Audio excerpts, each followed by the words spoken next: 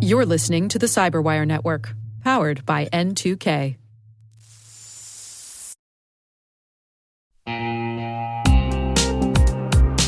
When it comes to ensuring your company has top-notch security practices, things can get complicated and time-consuming fast. Now you can assess risk, secure the trust of your customers, and automate compliance for SOC 2, ISO 27001, HIPAA, and more with a single platform, Vanta. Vanta's leading trust management platform helps you continuously monitor compliance alongside reporting and tracking risk. Plus, save time by completing security questionnaires with Vanta AI. Learn why thousands of global companies use Vanta to automate evidence collection, unify risk management, and streamline security reviews. Watch Vanta's on-demand demo at vanta.com/cyber. That's VANTA.com/cyber.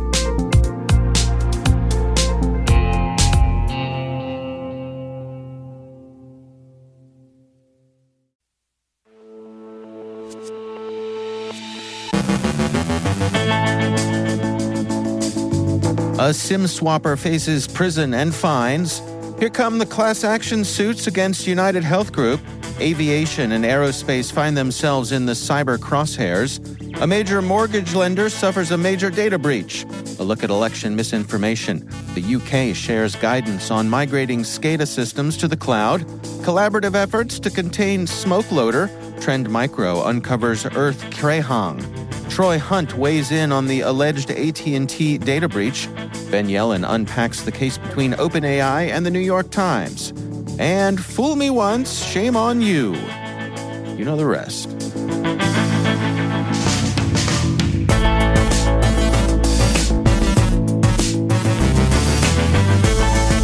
It's Tuesday, March 19th, 2024. I'm Dave Bittner, and this is your CyberWire Intel Briefing.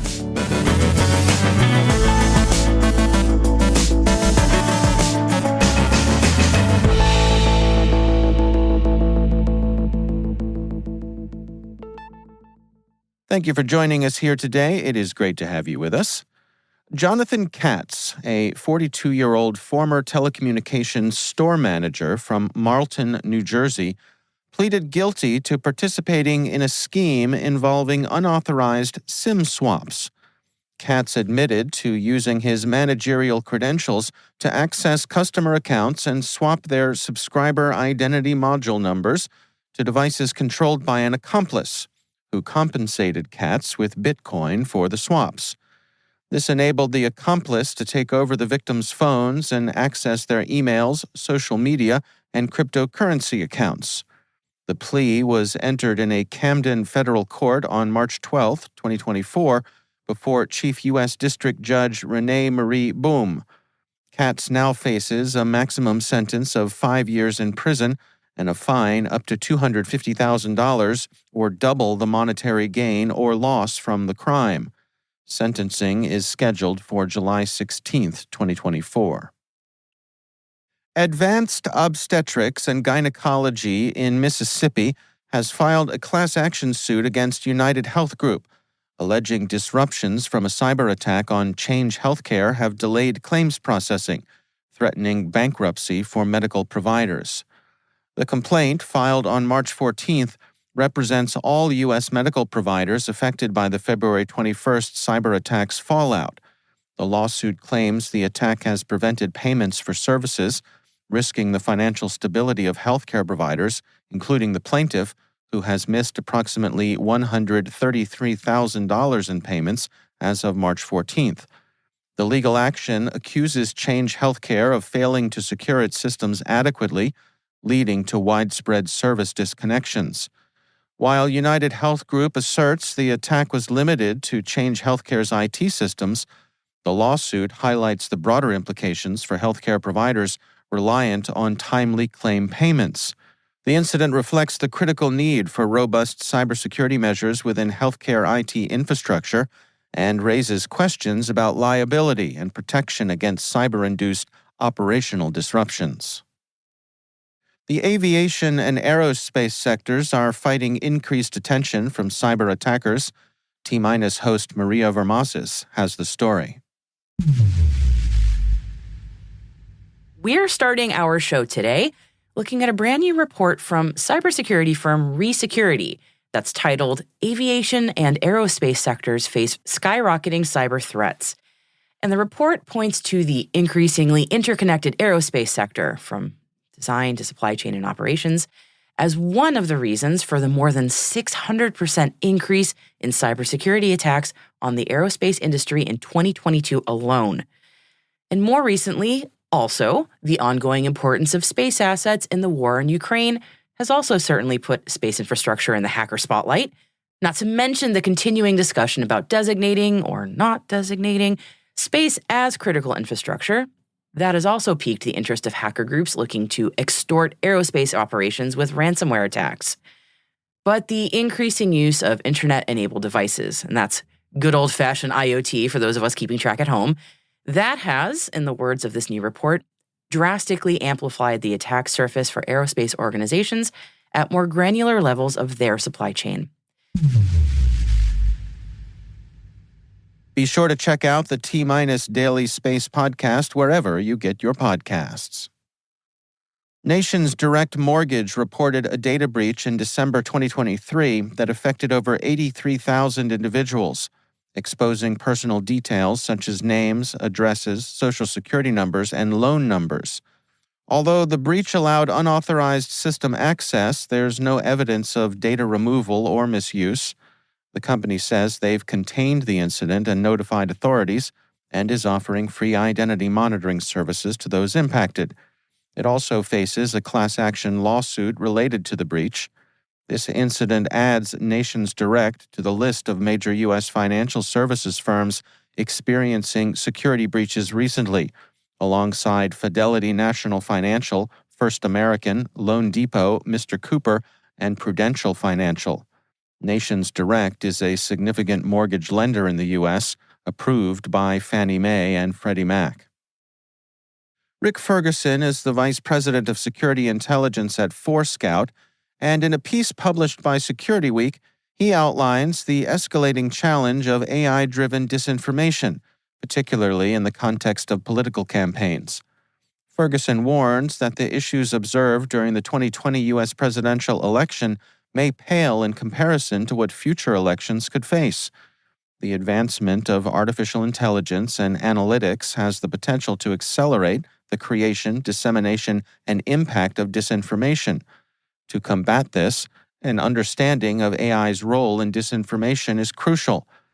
The report breaks down an AI-driven disinformation campaign into 4 key steps: reconnaissance, content creation, amplification, and actualization. Ferguson emphasizes the urgent need for security teams to proactively address these AI-powered disinformation tactics. Strategies such as pre-bunking are highlighted as essential to psychologically prepare the public for disinformation impacts, suggesting a focused approach for security teams to mitigate the advancing tactics of malicious actors ahead of significant events like the 2024 election cycle. Meanwhile, YouTube has introduced a policy requiring users to disclose the use of synthetic media or generative AI in videos that alter reality in a realistic manner, like falsifying events or swapping faces. This is to combat AI-generated misinformation ahead of the U.S. presidential election.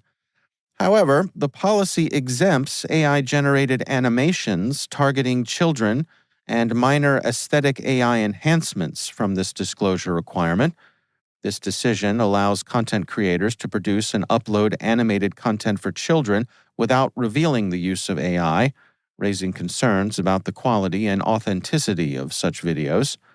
YouTube's move aims to address the spread of misleading AI-generated content while also acknowledging challenges in moderating children's content.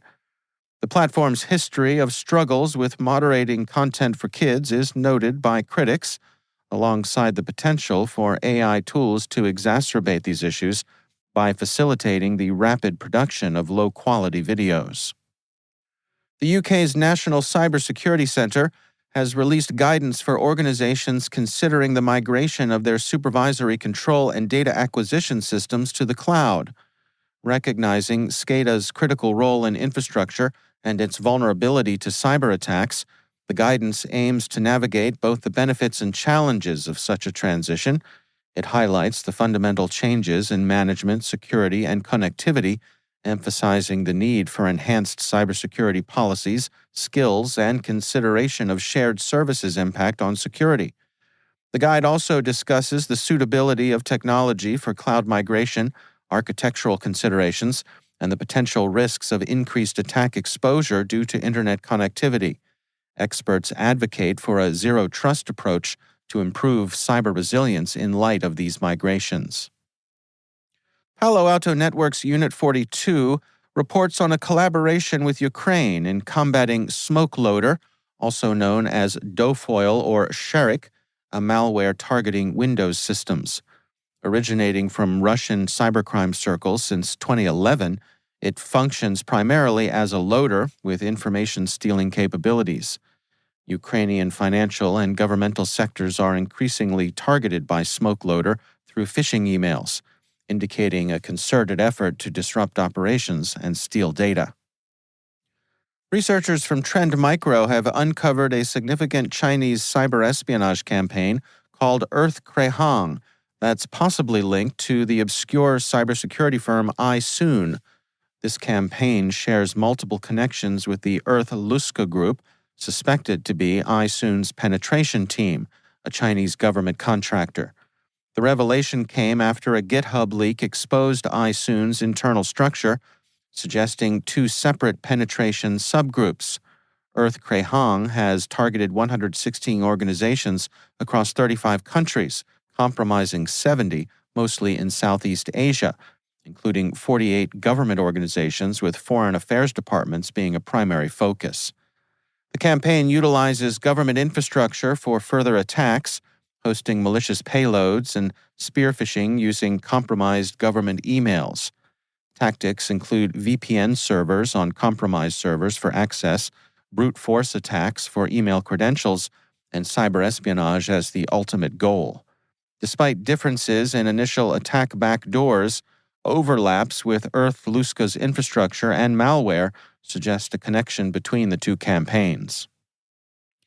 Troy Hunt takes a closer look at the breach of over 70 million records that online hackers say came from AT&T, but that AT&T themselves deny. The incident began back in 2021 when the data was put up for sale on a dark web forum, with the entire dataset now freely available online, magnifying the potential threat to individuals' privacy. Given AT&T's stance that the data did not come from their systems, this assertion of authenticity leaves researchers like Troy Hunt in a tricky position, trying to validate the breach without direct evidence from the supposed source. Utilizing Bleeping Computer's initial report as a starting point, Hunt embarked on a mission to verify the data's authenticity. Leveraging Have I Been Pwned allowed him to cross-reference the breach against 4.8 million subscribers, revealing that 153,000 of them were indeed present in this dataset. He reached out to a small sample of these individuals for verification, receiving confirmation of the data's accuracy, including sensitive details like social security numbers, some of which were decrypted, indicating a sophisticated level of access by the threat actors. Hunt is convinced the dataset is real, although AT&T's continued denials complicate his and other researchers' attempts to determine the breach's original source.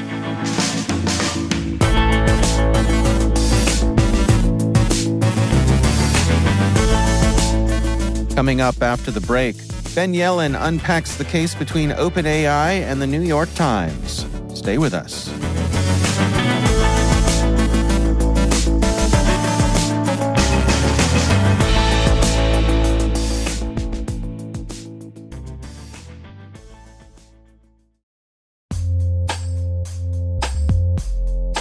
And now, a word from our sponsor, KnowBe4. It's all connected, and we're not talking conspiracy theories. When it comes to InfoSec tools, effective integrations can make or break your security stack. The same should be true for security awareness training.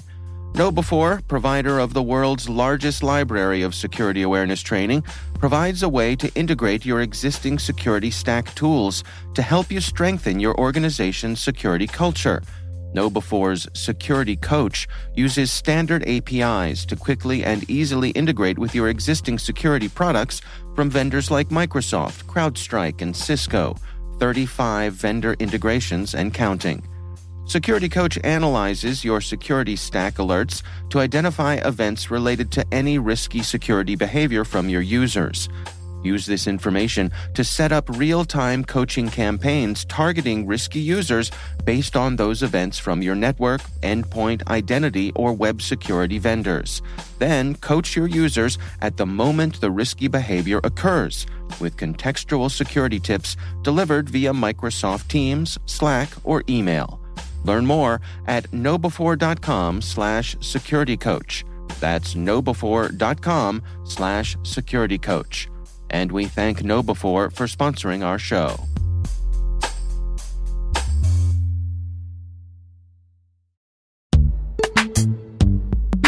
Imagine a world where you're always one step ahead of cyber threats, where your defenses are impenetrable because you see what others don't. Welcome to Team Cymru's Threat Intelligence Solutions. With real-time access to the world's largest threat intelligence data ocean, they enable you to turn the tables on attackers. Transform your security from reactive to proactive through accelerated threat hunting and incident response, made possible through automation. Empower your team with visibility and insights to start defending your organization like never before. Team Cymru. Be the hunter, not the hunted. Learn more at team-cymru.com/cyberwire. That's team-cymru.com/cyberwire.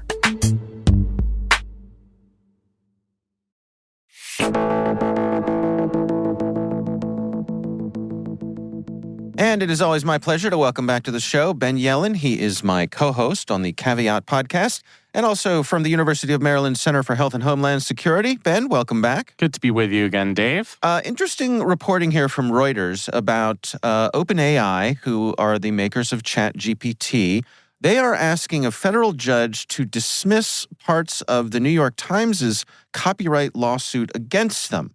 What's going on here, Ben? So the New York Times filed a suit against OpenAI, saying that they are violating the New York Times's, or OpenAI is violating the New York Times's intellectual property rights. Mm-hmm. Basically, that they're stealing New York Times content in the output of their chatbot. Right. OpenAI has filed a motion to a federal judge to dismiss parts of the New York Times lawsuit.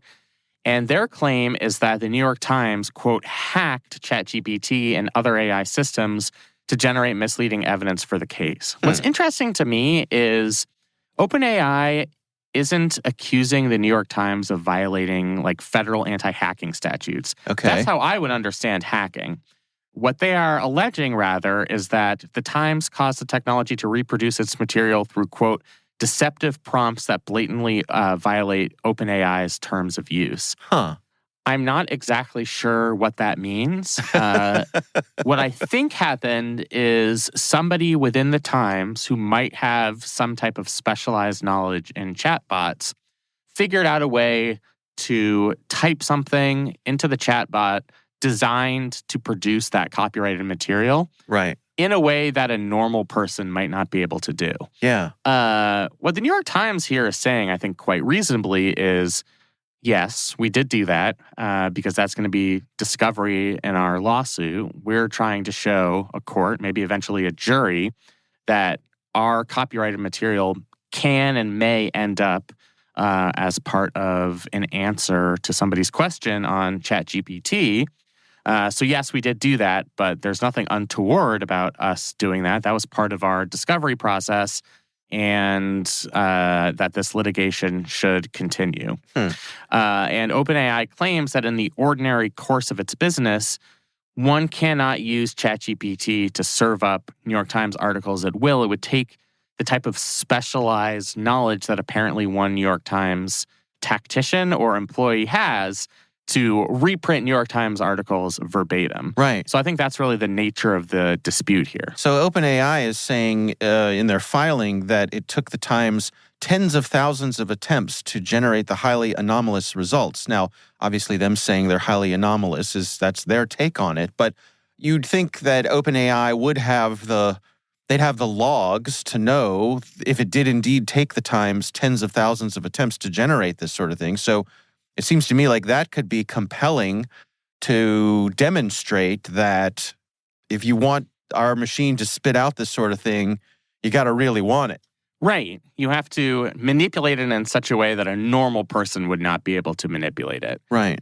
And I think that could be compelling in a copyright case. So if you're trying to claim damages from the reproduction of your copyrighted work, if the other company argues, well, it takes millions of attempts or however many it took, and in the normal course of business, nobody who uses ChatGPT would actually be able to do that, that's going to be compelling evidence. And I think that's ultimately OpenAI's strategy here in trying to get the case dismissed. They may not get the case dismissed, but this may be good evidence eventually in their trial to say the New York Times couldn't properly allege legal harm here because, what they can allege is that with brute force, eventually some of their copyrighted material will be reproduced. Right. That's not a sufficient allegation to show harm in a legal sense. And I think that's going to be part of their strategy here. There's another thing here that caught my eye from what OpenAI put in front of the judge here. They said, the Times cannot prevent AI models from acquiring knowledge about facts any more than another news organization can prevent the Times itself from re-reporting stories it had no role in investigating. Zing. Yeah, I think there is some truth to that. Right, that's exactly. The AI model is learning from what it sees on the capital I internet, right? And some of that is going to include copyrighted material.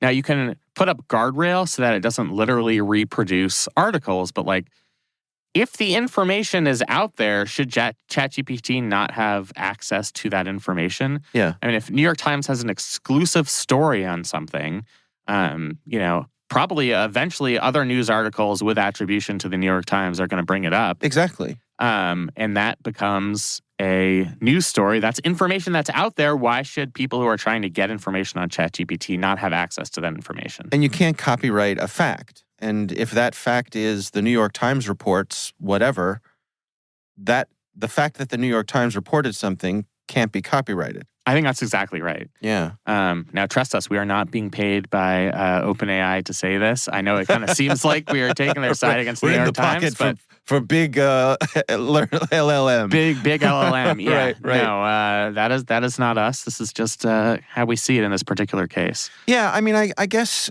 it's interesting to me as this goes through to see where things are being chipped away.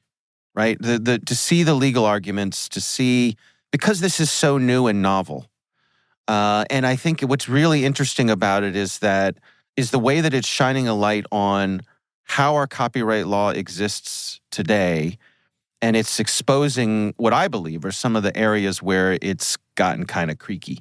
Yeah, I agree. I don't think there's a proper application of traditional intellectual property law to these chatbots or these LLMs that's going to be useful and applicable in every single one of these cases because it's not a straight reproduction. There are going to be limited cases where maybe it is if you get an expert to go at it with brute force, but in most circumstances, it's not a straight reproduction. Yeah. So I think it's going to take years of litigation to kind of settle where these cases are going to end up. Yeah. All right. Well, Ben Yelin, thanks so much for joining us. Thank you.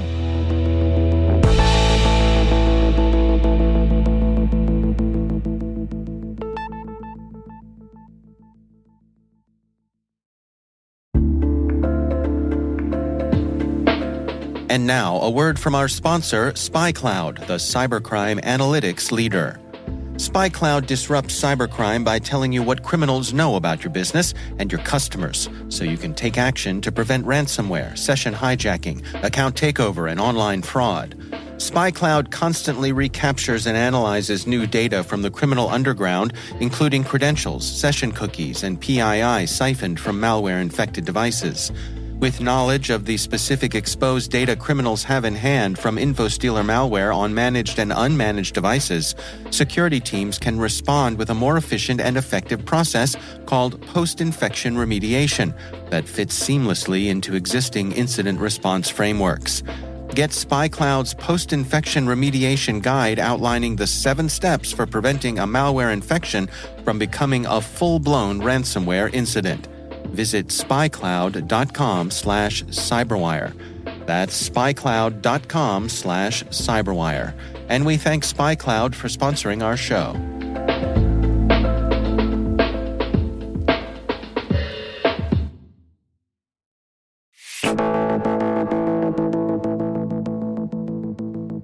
And finally, ransomware groups such as the Russian-speaking Akira frequently threaten to publish stolen data on dark web leak sites to extort victims.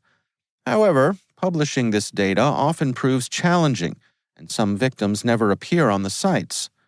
Threat intelligence firm Kila reports that even after paying ransoms, victims rarely receive the promised outcomes, such as effective decryption tools or evidence of data deletion. Kila's report highlights that Akira has never been proven to sell stolen data and often fails to honor commitments, like deleting negotiation chats or providing functional decryptors. The report also notes that ransom demands typically range from 0.1% to 12% of a victim's annual revenue, with victims often negotiating significant discounts. Security experts advise against paying ransoms, recommending instead investing in preparation, such as robust backup and recovery systems and incident response plans. Our hearts go out to any organization that finds themselves victims of these ransomware groups. It's a no-win situation and puts you in the unenviable position of deciding whether to trust someone who just robbed you blind.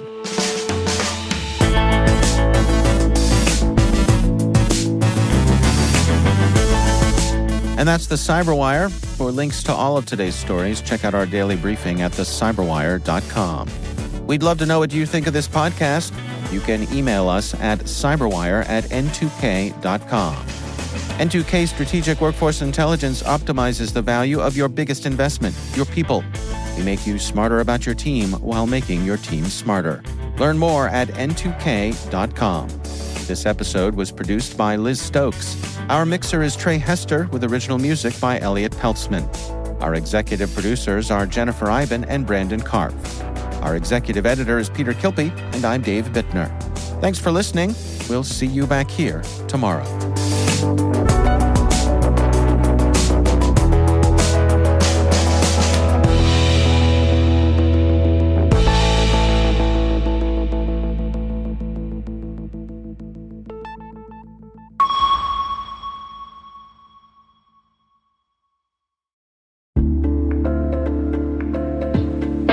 We know there's an experience gap in cybersecurity, and companies are often enamored with the idea of building teams of superstars. But focusing on a team of unicorns just feeds the talent gap. Join N2K's Simone Petrella and Intuit's Kim Jones on Wednesday, March 27th for an online discussion about the pivotal role security leaders play in shaping the security workforce landscape and how we can start showing up for the future of our industry. Visit our show notes for details and to register.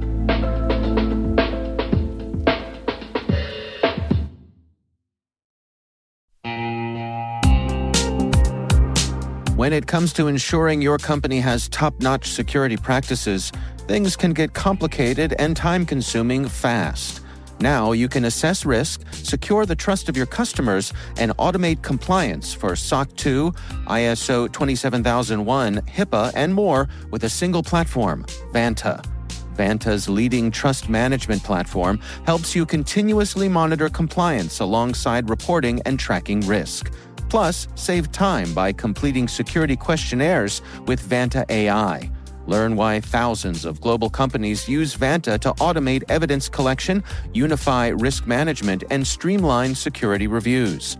Watch Vanta's on-demand demo at vanta.com/cyber. That's VANTA.com/cyber.